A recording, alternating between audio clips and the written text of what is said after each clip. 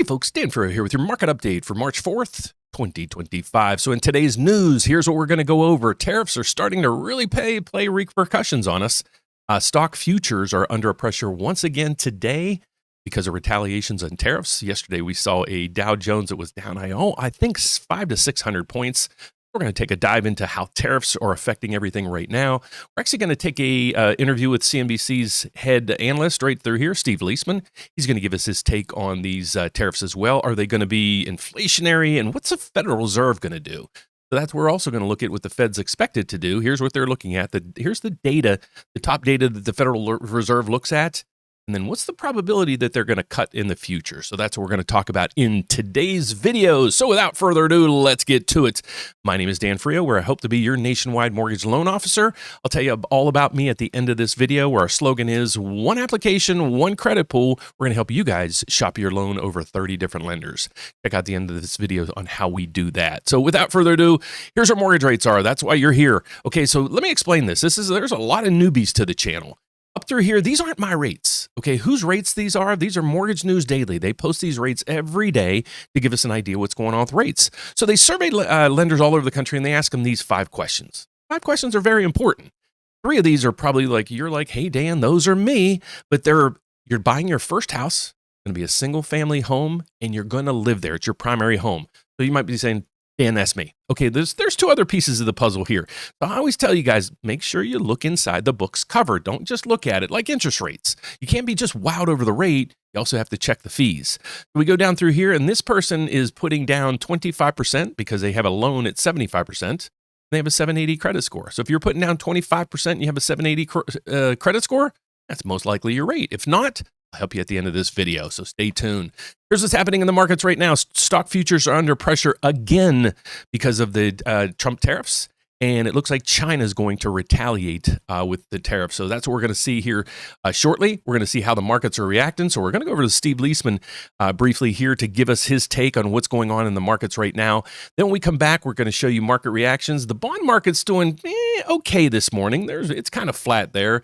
But if you go over to the equity markets, they're getting hammered once again. So let's get over to Steve Leisman over at CNBC, and let's see what his take is on all these tariffs. And is it overblown, or what's actually going to take place? Is this going to be inflationary? That's what we're trying to figure out, because tariffs are on the forefront of today's news. Take it away. A key question for markets: how will the Fed react to new U.S. tariffs? Senior economics reporter Steve Leisman joins us with a look at that angle of the story. How can they react when you don't know how long it's going to last, Steve? And I would think they'd have to wait for some data points, since they, by definition, are data dependent. Would they take some preemptive? Would they make some preemptive moves? No, the preemption right now, Joe, is the talking and the gaming out and trying to give people sort of a heads up of how they're thinking about this. We got some of that yesterday. Tariffs, Joe, create this double-edged growth scare. It potentially depresses economic activity, at least for a time, while raising prices. And that could sort of tie the Fed's hands in its ability to respond. Okay, so first I want to also explain to you guys, we have to pay attention to our economic data or economic calendar for each day. So for example, if we go over to today's economic calendar right through here, you're going to see down through here on Tuesday, there's really not much information coming in, but we do have Fed official, the FOMC, that means they're on the Federal Reserve, member Williams speaking. So what are they going to say? Is this person dovish or hawkish? That's also, we have to pay attention to that. And then later today, we're going to have President Trump speaking. I don't know how the markets are going to react to this. So once again, I'm sitting here just thinking, okay, what's the markets going to do with all this? So let's go back to Steve Leisman so he can conclude his interview, and then we'll pick up where he left off, where we think the Federal Reserve is going to do, and the probabilities of future rate cuts. Let's get back to Steve. Fed officials seem to be telegraphing just what Joe said. It's going to be difficult for them to cut rates into a tariff-induced rise in prices. At best, they're saying they need to be patient to see how the price increases work through the system. Okay, so this is one of the Fed officials. He's from our Fed, and he's talking, kind of just giving some insight. So this is what happens when I say a Fed official speaks. They're usually speaking in front of a group of financial people or economists and things like that, and giving their take on it. Now, this is only one of several different Fed officials. So this is his take on it. So let's see what his take is on this, and then we'll get back with Steve. Trying to parse out what are price level effects from what are inflation effects, right? What are first round effects, price level effects, from second round effects onto other prices and potentially wages, et cetera, right? I'm going to try and understand what is happening. If we're only observing price level effects, which are expected to phase out over time, then a look-through strategy may be the right thing to do. That was Alberto Musalem, president of the St. Louis Fed. So what he was saying basically is, are the tariffs long-term, short-term, a quick little negotiation tool? That's what we're trying to figure out at this point. So that's what they're going to talk about here shortly. So if that's the case, then the Fed would likely look through the tariffs' inflationary effects. But if inflation expectations rise, Musalem and other Fed officials suggest the Fed may have to respond by keeping rates where they are or even hiking. Markets have boosted the probability of rate cuts amid weaker economic data and this increasing concern about tariffs. There's an 85% probability now of a first cut this year in June and a 78% chance of a second cut in September. All that might be optimistic and presumes weakening growth with no lasting inflationary impact. Krishna Guha of Evercore ISI says the road to that June cut would run through moderate tariffs. That means backing off the current levels against Mexico and Canada, coming with something other than that. Weaker job growth, declining inflation, and of course, contained inflation expectations.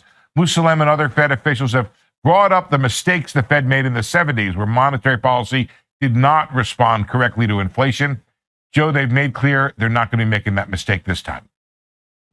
It is, by definition, I think tariffs are like the worst of both worlds. They're stagflationary, aren't they? At least for a time they could be. You know, Joe, the other side of that is there's supposed to be some investments in the U.S. that would come from that. I think there's a big difference in timing. You just don't build factories and hire people and do domestic manufacturing. Right. The other problem, Joe, is that one of the commentaries I read yesterday suggested the problem with today's tariffs are that they make likely and even necessary the next set of tariffs, which are coming in April. So unless you do those tariffs, you make the North American supply chain much more expensive. You price it out. Because, you know, the inflation, you'd want to raise rates. For a weakening economy, you'd want to cut rates. So it's like you're in a pickle. You're in between a rock and a hard place. Exactly. And the trouble, Joe, is that you remember Powell famously brandishing the 2018 Fed staff study about how to respond to the tariffs then. The context is different now, and that's something that bothers the Fed. You have higher inflation. You just had a bout of inflation. You're starting at a point where you're above the target. So the concern here, and you've seen this in some of the surveys of inflation expectations, even while the market measures of inflation expectations are relatively low, the survey measures are high. So the Fed has to watch that, and that's really going to determine how they can respond. If inflation expectations remain under control, they can respond with rate cuts to weaker growth. So that's basically the take. So it's basically a wait and see policy, and then how the retaliations are coming and so forth. So sorry that was a little bit lengthy, but you got to get the full context of all that information. So let's get over to what we're thinking. Here's what the Federal Reserve monitors: the inflation rate through here, the unemployment rate, and GDP. What he's saying is there's going to be a lot of countries and companies coming to the United States to start building right now. It's going to take time. So that'll increase our GDP, but during this time, is the tariffs going to be inflationary, jumping in, popping up inflation, causing a ripple effect all the way through equities in the bond market. But as you were watching that, I hope you were paying attention to the 10-year bond markets, because here's what we're looking at right now when it comes to the charting of bonds. So what we follow here on a daily basis is this chart right through here. This is a mortgage-backed security bond. So this is the bond that we follow, okay, that says right at the top, MBS. This is a mortgage bond. You understand what you're looking at. So what you don't have to follow with this is, as this price goes up, when you see green, look, it is so volatile right now. It's all over the map. When this number goes green, that means prices of bonds are going up. That means rates are coming down. So think of green as good news, okay? The bigger that green number, the better. When you're starting to see red, that's when rates are coming down. When the price of a bond goes down, rates go up. Look at a 5-day chart. This is a nice chart. So a lot of people are saying, okay, Dan, should I wait? Should I wait? Rates come down. Should I wait? Well, folks, this could turn on a dime. You could see inflation, popping up, or the tariffs popping up inflation, and this could take a turn just as fast as we went the other way. You have to understand, here's where rates are. We had a nice rally right through here. There might be some profit taking in the bond market. So be careful if you're looking on the sidelines to refinance. Sometimes, like I say, pigs get fat, hogs get slaughtered. Don't try to wait for it to go too low and miss out on maybe refinancing and saving $300, $400, $500 a month. So that's what we're going to talk about in that piece of the equation, the CME FedWatch tool. This basically tells us what the proposals is, or what the expectations are that the Federal Reserve is going to do anything with rates. And they said, well, they're supposed to cut. There's an 85% chance they're going to cut in June. That was what Steve Leisman said. Let's go through here. This is actually telling us in June there's a 50% probability that they're going to cut rates. So not sure where he's getting that data. And there's not a lot of information here that's telling us that they're going to cut. So this June actually went a little bit the other way. There was a little higher probability that they're going to cut in June based on this data. So that's what we're seeing right through there. Let's conclude, go back through. Mortgage rates are stable right now. The Dow Jones is getting hammered once again right through here. The 10-year Treasury, this is also what we're going to be following. Look at there. That not too long ago, about 2-3 weeks ago, this was 4.55. So we're half a point or half a percentage point off of the 10-year Treasury, and it has a good correlation when it comes to mortgage rates as well. Economic calendar for today is basically nothing. So based on this bond market that we're seeing right now, it's up 14 ticks. You see mortgage rates come down a little bit today. So pay attention if you're looking to refinance, maybe save a little bit of money. This might be an entry point for those looking to buy. These rates, maybe a 0.5% lower than where they were, could make that house payment a little more affordable for you if you're looking to also buy into this market. So let's conclude with my public service announcement. My name is Dan Frio, and I hope to be your nationwide mortgage loan officer, where our slogan is one application, one credit pool. We're going to shop your loan over 30 different lenders. Now, here's why I say this. If you have the ability to do this, God bless you, do it. Go out there and find that rate. What we're not looking for is people just shopping and shopping and shopping. Okay, if you can do that on your own, God bless you. What we're trying to do is partner up with people that just need help. They're like, I don't know what I'm going to do. So that's what we're here to help you. Basically, from application to keys in your hand. But before you do anything, go to optoutprescreener.com. This is my public service announcement.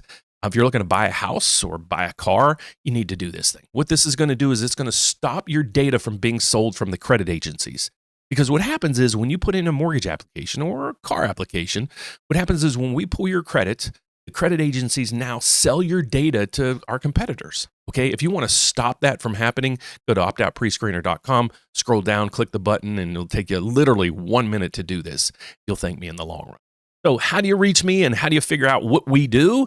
Go to therateupdate.com. Here's our website. There's a few different ways you can reach out to us, but here's what we do. We're looking to partner with you guys, maybe 10, 15 people a month, not just shoppers, people that need our help. Okay, we're licensed in all 50 states as well as Puerto Rico. We have our products to offer you and 30 other lenders. These are banks, credit unions, mortgage companies. There's only a handful of companies in the business that do what we do. So reach out to us and help. We can help you shop your loan and make sure you get the right program as well as the most competitive rates and fees out there. So how do you do that? Go to therateupdate.com. You can either put in your application right through here where you can apply now, or you can click right here to schedule a one-on-one consultation, or you can scroll down to the bottom of the website. You're going to find our 800 number as well as my email address. And we just added this for anybody that's owns a house now. If you're looking to refinance and want us to call you when a rate hits a specific number, scroll right up, and I don't like where this is, but we're working on changing it. Right through there, you're going to see it come up, Rate Watch. Plug in there if you're a homeowner, just click that button, put in your details about your mortgage now, and then what rate you would like us to call you when a mortgage rate hits that. We'll make sure as soon as that rate hits that, we get you on the phone, get your application started. So thanks for watching, folks. God bless. Have a fantastic afternoon. Hope to see you back here at the closing bell to see how this mess ends for the day. Thanks for watching. Bye-bye.